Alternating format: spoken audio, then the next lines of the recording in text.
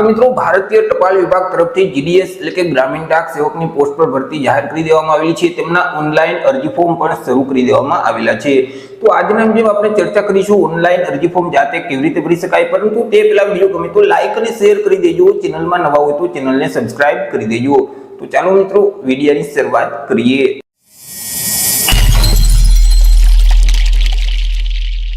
तो સૌથી પહેલા મિત્રો તમારે તમારા મોબાઈલમાંથી અથવા તો લેપટોપ કે પીસીમાંથી કોઈ પણ એક ઇન્ટરનેટ બ્રાઉઝરને ઓપન કરી દેવાનું રહેશે અને ત્યાં સર્ચ બોક્સમાં ટાઈપ કરવાનું રહેશે જીડીએસ। જેવું મિત્રો તમે જીડીએસ ટાઈપ કરી તમે તેને સર્ચ કરશો તો જે ઇન્ડિયન પોસ્ટની જીડીએસની ઓફિશિયલ વેબસાઇટ છે ઇન્ડિયન પોસ્ટ gds.online.gov.in તે વેબસાઇટ તમને સૌથી પહેલા જોવા મળશે। તે વેબસાઇટ ઉપર ક્લિક કરી દેવાનું રહેશે। વેબસાઇટ ઉપર ક્લિક કરશો એટલે મિત્રો જે જીડીએસ નું પોર્ટલ છે તે પોર્ટલ ઓપન થઈ જશે। તમને આ મુજબની સ્ક્રીન જોવા મળશે। મિત્રો આ જે ભરતીનું નોટિફિકેશન છે તે તમારે ડાઉનલોડ કરવું હોય તો અહીં જે નોટિફિકેશનનો ઓપ્શન છે તેના ઉપર ક્લિક કરશો તો સબ મેનુ ઓપન થઈ જશે।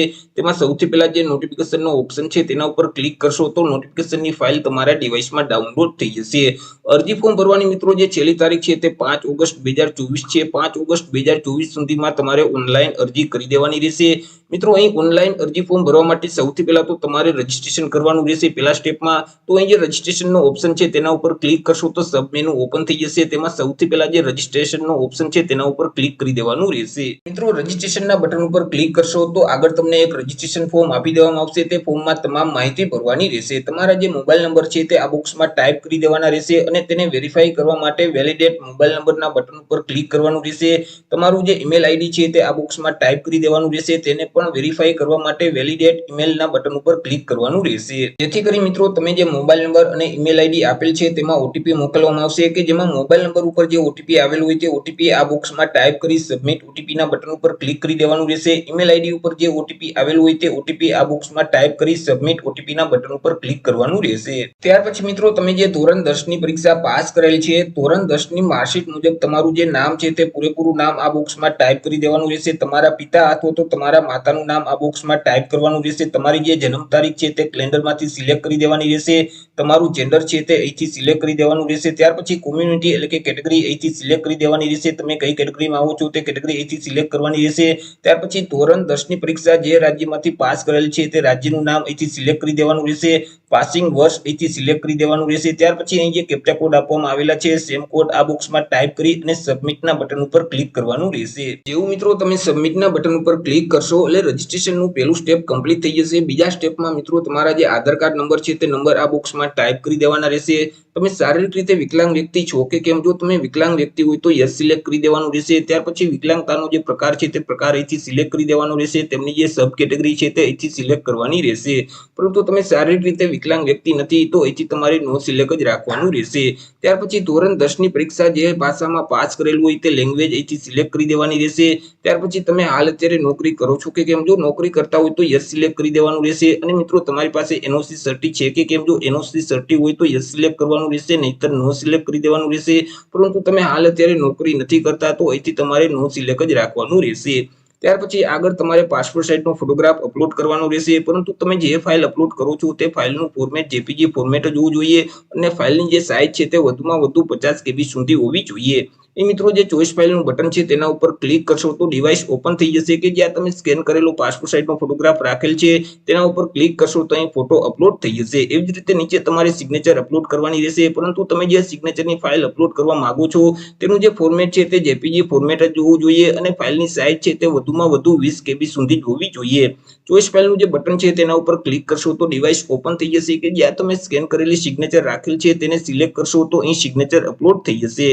તમામ માહિતી ભરાઈ જાય એટલે ફરીથી અહીં તમને એક સબમિટનું બટન જોવા મળશે। તે બટન ઉપર ક્લિક કરી દેવાનું રહેશે। જેવું મિત્રો તમે સબમિટના બટન ઉપર ક્લિક કરશો એટલે તમારું જે રજીસ્ટ્રેશન ફોર્મ છે તે પ્રિવ્યુ મોડમાં ઓપન થઈ જશે। તેમાં મિત્રો એકવાર તમામ માહિતી ચેક કરી લેવાની રહેશે। ત્યાર પછી અહીં એક ડિક્લેરેશન આપવામાં આવેલ છે તેને વાંચી એક્સેપ્ટ કરવા માટે ચેકબોક્સમાં ટિક કરી દેવાનું રહેશે અને અંતે સબમિટના બટન ઉપર ક્લિક કરવાનું રહેશે। જેવું તમે સબમિટના બટન ઉપર ક્લિક કરશો તો જે જીડીએસ નું પોર્ટલ છે તે પોર્ટલ ઉપર તમારું રજીસ્ટ્રેશન કમ્પ્લીટ થઈ જશે। રજીસ્ટ્રેશન કમ્પ્લીટ થઈ ગયા પછી બીજા સ્ટેપમાં તમારે અરજી ફોર્મ ભરવાનું રહેશે। અરજી ફોર્મ ભરવા માટે તમને અહીં એપ્લાય ઓનલાઈન નો ઓપ્શન જોવા મળશે, તેના ઉપર ક્લિક કરશો તો સબ મેનુમાં અહીં જે એપ્લાય નું બટન છે તેના ઉપર ક્લિક કરી દેવાનું રહેશે। એટલે મિત્રો ફરીથી આ મુજબની સ્ક્રીન ઓપન થઈ જશે। તમને જે રજીસ્ટ્રેશન નંબર આપવામાં આવેલ છે તે નંબર અહીં ટાઈપ કરી દેવાના રહેશે। તમે જે સર્કલમાં અરજી ફોર્મ ભરવા માંગતા હોય તે સર્કલનું નામ અહીંથી સિલેક્ટ કરી દેવાનું રહેશે અને સબમિટના બટન ઉપર ક્લિક કરવાનું રહેશે। જેવું મિત્રો તમે સબમિટના બટન ઉપર ક્લિક કરશો એટલે રજીસ્ટ્રેશન કરતી વખતે જે મોબાઈલ નંબર આપેલ હશે તેમાં એક ઓટીપી મોકલવામાં આવશે, તે ઓટીપી આ બોક્સમાં ટાઈપ કરી દેવાનું રહેશે। ત્યાર પછી અહીં જે મિત્રો સિક્યુરિટી કોડ આપવામાં આવેલ છે સેમ કોડ આ બોક્સમાં ટાઈપ કરી નેક્સ્ટના બટન ઉપર ક્લિક કરવાનું રહેશે। આગળ મિત્રો તમારે બે એડ્રેસ આપવાના રહેશે કે જેમાં સૌથી પહેલા તો હાલનું સરનામું આપવાનું રહેશે, તમારા જે ઘર નંબર અથવા તો એપાર્ટમેન્ટ નંબર આ બોક્સમાં ટાઈપ કરવાના રહેશે। ત્યાર પછી શેરી નંબર અહીં ટાઈપ કરી દેવાના રહેશે, સિટી અથવા તો વિલેજનું નામ અહીં ટાઈપ કરવાનું રહેશે, તમારા જિલ્લાનું નામ અહીં ટાઈપ કરી દેવાનું રહેશે, એરિયાના પિનકોડ નંબર અહીં ટાઈપ કરવાના રહેશે। ત્યાર પછી મિત્રો કાયમી સરનામું એટલે કે પરમનન્ટ એડ્રેસ આપવાનું રહેશે। જો હાલનું સરનામું અને કાયમી સરનામું બંને એક જ હોય તો અહીં જે ચેકબોક્સ આપેલ છે તેમાં ટીક કરી દેવાનું રહેશે, પરંતુ બંને અલગ અલગ હોય તો જે કાયમી સરનામું છે તેમના હાઉસ નંબર એટલે કે ઘર નંબર અથવા તો એપાર્ટમેન્ટ નંબર અહીં ટાઈપ કરી દેવાના રહેશે, શેરીનું નામ અહીં ટાઈપ કરવાનું રહેશે, સિટી અથવા તો વિલેજનું નામ અહીં ટાઈપ કરવાનું રહેશે, તમારા જિલ્લાનું નામ ટાઈપ કરી દેવાનું રહેશે, એરિયાના પિનકોડ નંબર ટાઈપ કરવાના રહેશે। આગળ મિત્રો તમારે એજ્યુકેશન ક્વોલિફિકેશનની વિગત આપવાની રહેશે। તમે જે ધોરણ 10 ની પરીક્ષા પાસ કરેલ છે તે કયા બોર્ડમાંથી પાસ કરેલ છે તે બોર્ડનું નામ અહીંથી સિલેક્ટ કરી દેવાનું રહેશે, રિઝલ્ટનો પ્રકાર અહીંથી સિલેક્ટ કરવાનું રહેશે। ત્યાર પછી મિત્રો અહીં જે વિજ્ઞાન અને ટેકનોલોજીમાં જે માર્ક મેળવેલ છે તે માર્ક અહીં ટાઈપ કરી દેવાના રહેશે। ત્યાર પછી સામાજિક વિજ્ઞાનમાં જેટલા માર્ક મેળવેલ છે તે માર્ક અહીં ટાઈપ કરવાના રહેશે, ગણિતમાં જેટલા માર્ક મેળવેલ છે તે માર્ક અહીં ટાઈપ કરી દેવાના રહેશે। ત્યાર પછી મિત્રો અહીં ઇંગ્લિશ વિષય સિલેક્ટ કરી દેવાનો રહેશે, ગુજરાતી અને હિન્દી તમારે જે વિષય લાગુ પડતા હોય તે વિષયને સિલેક્ટ કરી દેવાના રહેશે। ત્યાર પછી તેમના જે મેળવેલ માર્ક છે તે અહીં ટાઈપ કરવાના રહેશે। તમામ માહિતી ભરાઈ જાય એટલે સેવ એન્ડ કન્ટિન્યુના બટન ઉપર ક્લિક કરી દેવાનું રહેશે। આગળ મિત્રો તમારે જે ડિવિઝનમાં અરજી ફોર્મ ભરવું હોય તે ડિવિઝનનું નામ અહીંથી સિલેક્ટ કરી દેવાનું રહેશે। ત્યાર પછી મિત્રો તમારે પોસ્ટ ઓફિસને પરફોર્મન્સ આપવાનું રહેશે। મિત્રો તમે જે પોસ્ટ ઓફિસમાં સૌથી પહેલા અરજી ફોર્મ ભરવા માંગતા હોય તો તેની સામે જે પરફોર્મન્સનું બોક્સ છે તેમાં તમારે એક ટાઈપ કરી દેવાનું રહેશે। એવી રીતે મિત્રો તમારે તમારી પસંદગી મુજબ પોસ્ટ ઓફિસને પરફોર્મન્સ આપી દેવાનું રહેશે એટલે કે પોસ્ટ ઓફિસને સિલેક્ટ કરી દેવાની રહેશે। ત્યાર પછી મિત્રો અહીં જે ડોક્યુમેન્ટ વેરિફિકેશન કરવાનું થશે, તમે કયા ડિવિઝનમાં ડોક્યુમેન્ટ વેરિફિકેશન કરવા માંગો છો તે ડિવિઝનનું નામ અહીંથી સિલેક્ટ કરી દેવાનું રહેશે। નીચે સ્ક્રોલ કરશો તો અહીં તમને એક ડિક્લેરેશન જોવા મળશે, તે ડિક્લેરેશન એકવાર વાંચી એક્સેપ્ટ કરવા માટે ચેકબોક્સમાં ટિક કરી દેવાનું રહેશે, સેવ એન્ડ પ્રોસીડના બટન ઉપર ક્લિક કરવાનું રહેશે। એવું મિત્રો તમે સેવ એન્ડ પ્રોસીડના બટન ઉપર ક્લિક કરશો તો તમારું અરજી ફોર્મ ફાઇનલી સબમિટ થઈ જશે। તમારે તેની પ્રિન્ટ કાઢવી હોય તો અહીં નીચે પ્રિન્ટનું બટન આપવામાં આવેલ છે તેના ઉપર ક્લિક કરશો તો તમે જે અરજી ફોર્મ ભરેલ છે તેની પ્રિન્ટ નીકળી જશે। તો આવી રીતે મિત્રો જે ભારતીય ટપાલ વિભાગ તરફથી જીડીએસ ની ભરતી જાહેર કરવામાં આવેલી છે તેમાં તમે જાતે જ ઓનલાઈન અરજી ફોર્મ ભરી શકો છો। તો આશા રાખું છું વિડીયો પસંદ પડ્યો હશે। વિડીયો પસંદ પડ્યો હોય તો લાઈક અને શેર કરી દેજો, ચેનલમાં નવા હોય તો ચેનલને સબસ્ક્રાઇબ કરી દેજો। ફરી મળીશું એક નવા ટોપિક સાથે એક નવા વિડીયોમાં। ત્યાર સુધી જય હિન્દ, વંદે માતરમ।